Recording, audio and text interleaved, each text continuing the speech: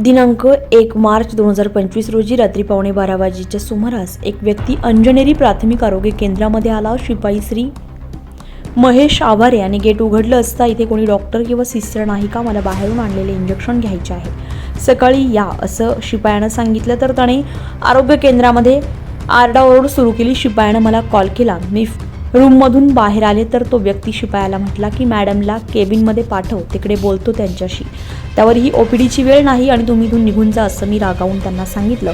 मग त्याने त्याचा मोबाईल काढून व्हिडिओ बनवून आम्हाला घाबरवण्याचा प्रयत्न केला आणि तुम्ही नोकर आहात असं बरेच काही बडबड करत राहिला. ते सर्व व्हिडिओमध्ये दिसत आहे. त्याचं राहणीमान आणि अवतार पाहून मी आणि सिस्टर घाबरलो. म्हणून जवळच राहत असलेले ड्रायव्हर श्री चव्हाण यांना बोलवलं आणि 100 नंबरवर कॉल करून पोलिसांना बोलवलं. परंतु तोपर्यंत तो पळून गेला. 12ला पोलीस आले व ऑनलाईन तक्रार घेतली आहे अशी माहिती या डॉक्टरांनी दिली आहे. या घटनेक्रमावरून महिला अधिकारी आणि कर्मचाऱ्यांचा सुरक्षेचा प्रश्न पुन्हा एकदा ऐरणीवर आल्याचं दिसून येत आहे. नागरिकांचे नोकर आहे तुम्ही, official. You are a government servant. You cannot tell me to go away from here. Who are you to tell me? हा माज झालेला आहे का तुमचा? बरं, ठीक आहे ठीक आहे. नाव काय सांगितलंय मी?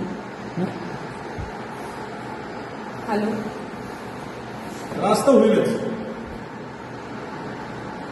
हा दुसरा चक्कर काढलेला आहे. कारण माझं नाव प्रियंक पगार आहे. मी अंजनेरी वाढवलं राहतो.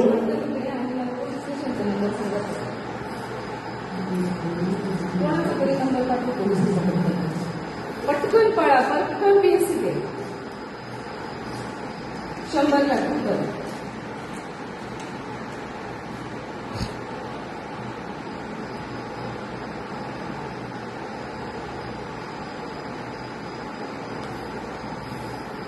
मी यांना फक्त विचारलं की इथं कोण आहे, ऑफिशियल ड्युटी होते, हे मला काढत होते बाहेर. मी यांना फक्त म्हटलं ऍडमिनिस्टर करा माझा डोस.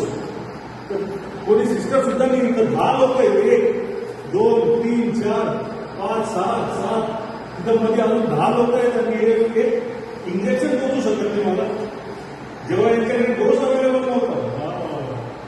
ही आपल्या सरकारी दवाखान्याची